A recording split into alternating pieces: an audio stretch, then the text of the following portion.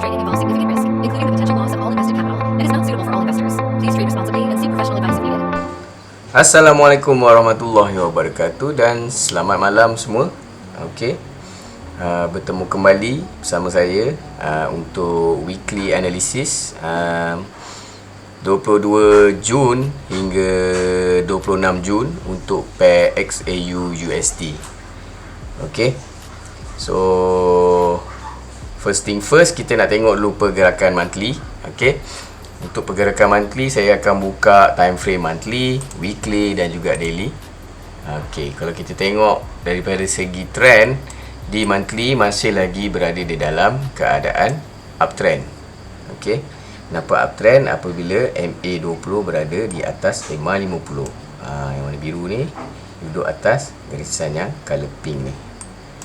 Okey, daripada segi chart pula, okey, walaupun dia berjaya membuat memecahkan resistance di monthly, tapi price turun sebab ni all time high sepanjang zaman, $5,000 then berlaku liquidation lah, liquidity berlaku, mungkin dia dah hold lama. Okey, price sekarang berada di kawasan re-entry monthly. Okay, so kenapa price ni turun kat sini, kita boleh tengok di time frame weekly, dia punya structure dia.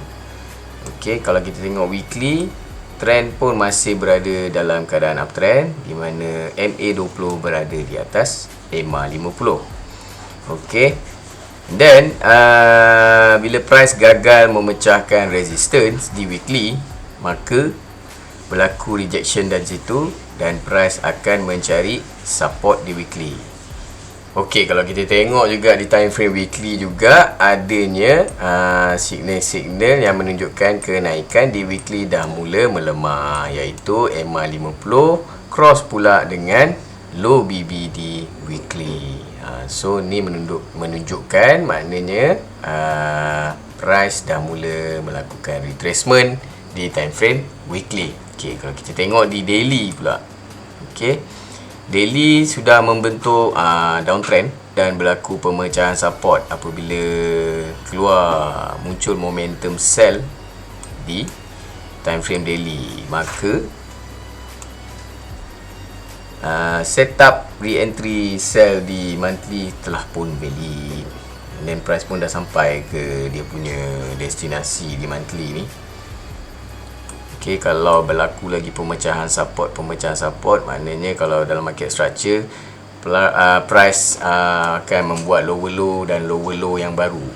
So kalau kita tengok kat sini, conclusion dia untuk pergerakan monthly, daily dah memvalidkan untuk penurunan.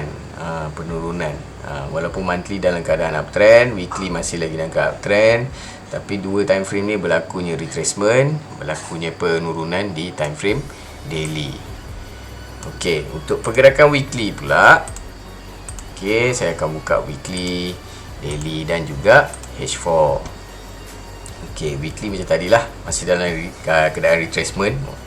Retracement ni maknanya walaupun trend dia dalam keadaan naik, tapi chart melakukan kejatuhan, penurunan. Okey, kalau kita tengok daily dah memang downtrend lah. Okey, downtrend. Sebab dia confirmation trend pun dah ada, iaitu MA20 ataupun mid BB dah berada di bawah EMA 50.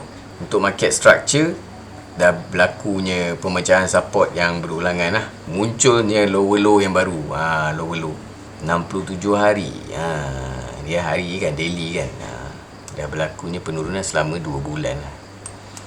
Untuk di time frame H4 pula, H4 kalau kita tengok kat sini, H4 pun masih dalam keadaan downtrend. Okey, sekaligus apabila keluar momentum sell ataupun pemecahan support dan pemecahan support yang berterusan, maka memvalidkan, makna setup sell untuk weekly dah pun valid. Okey, untuk pergerakan daily, apa yang mungkin akan berlaku esok lah, saya akan buka daily, H4 dan juga H1. Okay, daily tadi dah downtrend, H4 downtrend, tetapi di H1 walaupun dia dalam keadaan keadaan downtrend. Okey, tapi kat sini sudah ada bacaan untuk berlakunya pertukaran trend untuk di time frame H1. Kenapa nak berlaku trend dekat sini? Dia maknanya penurunan di H1 sudah menunjukkan kelemahan lah. Maknanya penurunan tu dah tak ada volume lah. Okey, kalau kita tengok kat sini MA50 dah start bersilang dengan top BB ataupun resistance di H1. So mungkin akan berlakunya sideway yang panjang di sini, ataupun mungkin akan berlakunya higher high yang barulah, ataupun break of structure. Okey, itu untuk pergerakan besok. Okey, kita turun lagi time frame. Untuk time frame H4 4 jam H4, H1 dan juga M15. Okey, kita tengok tadi dekat H1 dah pun berlaku reversal pula, retracement. Bakal berlaku retracement sebab ni adalah signal-signal yang menunjukkan penurunan sudah melemah. Okey, kalau kita tengok di M15 pula, okey, dah berlakunya beberapa pemecahan resisten.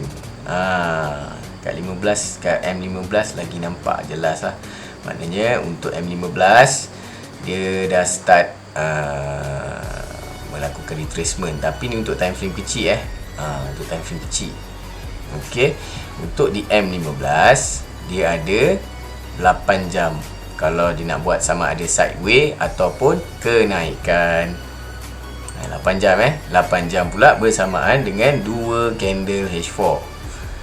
So kalau dalam 8 jam start buka market, mungkin di London session, sepanjang sebelum London session buka dalam sampai pukul 3, pukul 2 tu, kita tengok tiada, okey, ada kena ada syarat tiada pemecahan support yang berlaku. Maknanya akan berlakunya kenaikan. Kenapa dia nak berlaku kenaikan? Sebab di H1 sudah menunjukkan penurunan dia sudah melemah. Tapi dekat H4 masih lagi kuat. Macam mana kita nak tahu dia kuat ataupun melemah? Okey, kalau kat sini, sebab tu saya pakai BBMA, senang nak baca. Okey, apabila top BB dan low BB ni dia terbuka, so maknanya menunjukkan penurunan ataupun sesuatu kenaikan tu masih kuat. Okey, tapi kita tengok di H1 apabila top BB dengan low BB ni dah start menguncup. Okey, dah start merapat satu sama lain, dan juga kat sini kita tengok MA50 dah pun bersilang. Ini adalah signal-signal retracement akan bermula. Berkemungkinan retracement untuk M15 ni yang 8 jam ni, mungkin dia 2 candle dekat H4 ni mungkin akan memberi setup untuk re-entry sell di H4 dekat sini lah. Mana kemungkinan kita buat analisis lah kan. Berkemungkinan lah untuk naik kat sini bagi setup sell 2 candle H4. Kalau dalam between 8 jam tu, dalam masa 2 candle tu pun masih lagi turun, tak ada chance lah untuk kita masuk setup dekat sini lah. Okey, itu cerita di H4 ni. Untuk cerita besok lah ni. Okey, kalau kita turun lagi time frame di H1, M15 dan juga M5. Okey, berkemungkinan untuk dalam masa 8 jam Asia session besok tu, berkemungkinan akan berlakunya kenaikan untuk berapa pip daripada harga sekarang ke top BB dalam 140 pip lah. 140 pip. Andai kata besok M15 berjaya melakukan pemecahan resistance ataupun dia buat momentum buy, okey, berkemungkinan price akan sampai di top BB H1 ataupun resistance di H1. Okey, so itu untuk trend apabila MA50 bersilang dengan top BB ataupun low BB. Okey, so ni menunjukkan akan ada tanda-tanda kenaikan sementara. So saya akan cari zon-zon yang potensi untuk kita mencari peluang-peluang lah untuk melakukan penjualan ataupun pembelian. So saya akan gunakan Fibo untuk cari QM level. Okey, di H1. Okey, dah jumpa dah. Okey, so macam biasa saya akan gunakan color purple ni. Color purple ni untuk sell lah selalunya. Okey, kat sini kita tengok ada satu zone. Tapi zone dia besar lah sebab time frame H1 kan. Saya bukan tak main M1. Kalau M1 tu kena cari untuk kecilkan zone. Saya suka ni. Okey, satu kita dah jumpa QM dekat sini. Okey, satu kita cari untuk buy pula. Buy ada satu kat sini. Tu dia. Color kan dia, color hijau. So ni QM level buy. QM level.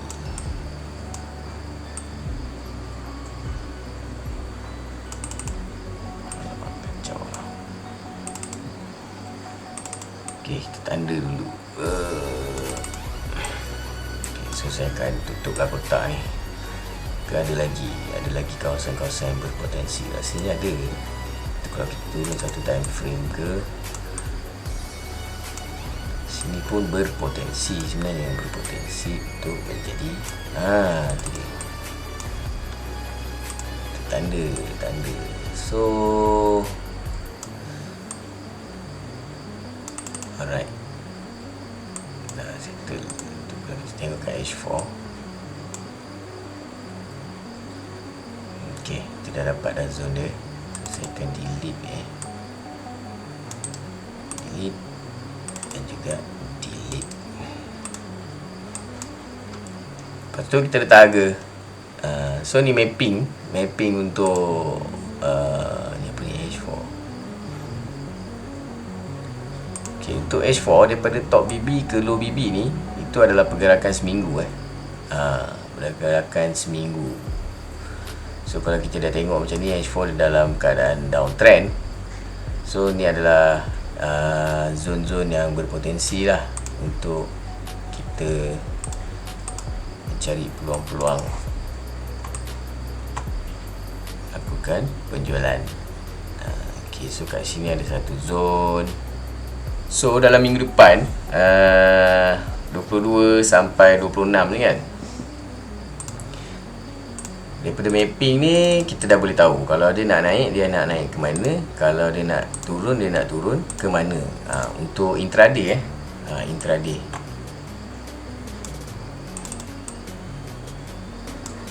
Ni dia level.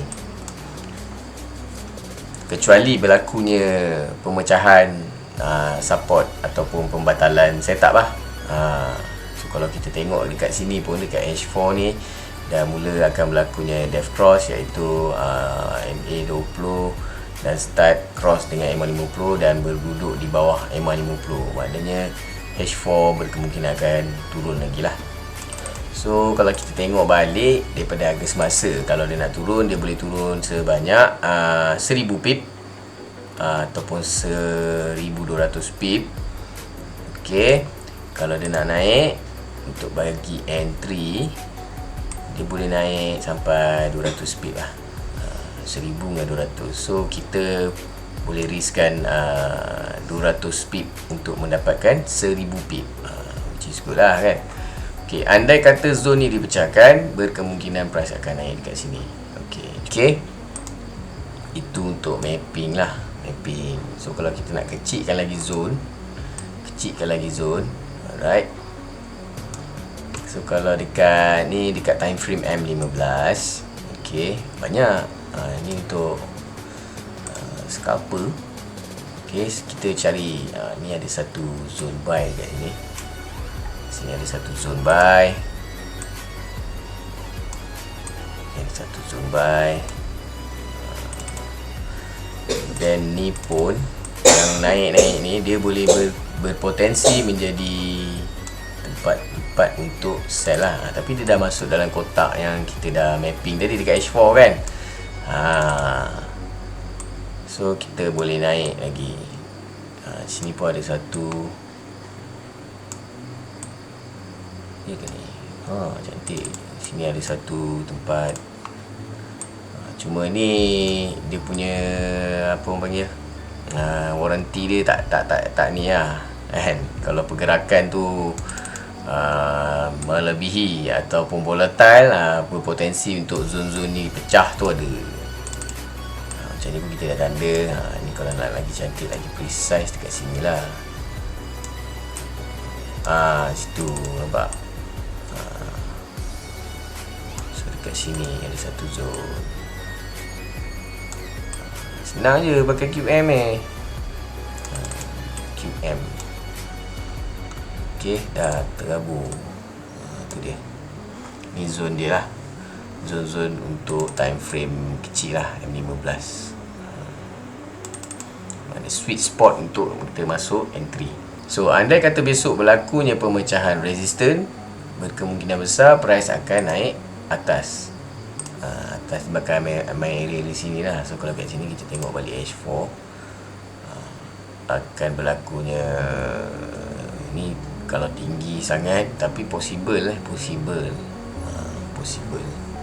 Okay, so tu je untuk weekly analysis. Kita pun dah nampak.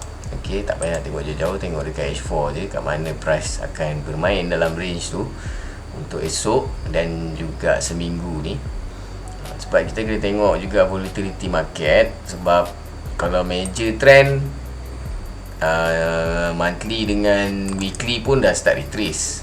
Okay, kalau monthly ni pun kalau kita tengok dekat weekly, kalau weekly berlaku lagi momentum sell ataupun pemecahan support, kemungkinan price akan mencari mid BB di monthly. Dia akan cari ni kawasan-kawasan mid BB ni. Okay, memang hari tu pun dia dah pick up terlampau tinggi lah kan. Dia dah pick up berapa tahun ni. Start daripada 2024 kan. Gold memang non-stop kan. So ni lah dia punya major retracement yang berlaku untuk 2026. Dan saya jangkakan benda ni akan berlaku sepanjang 2026 hingga 2030 ke 2032 macam tu. Okay, so tu saja untuk weekly analysis kita kali ni. Berjumpa kembali nanti. Stay tune and selamat malam and Assalamualaikum warahmatullahi wabarakatuh. Selamat masuk.